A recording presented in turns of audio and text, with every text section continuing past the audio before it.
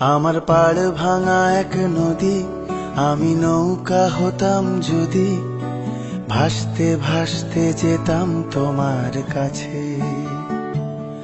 আমার পথের পাশে ধুলো, আমার ঠিক নেই চাল চুলো, তুমি ফুল হয়ে যাও আমার দুঃখ গাছে। তোমার ভীষণ যাওয়ার তাড়া, বাড়ি পাল্টে দিচ্ছে ভাড়া, তোমার নতুন বাড়ির ঠিকানাটা দিও।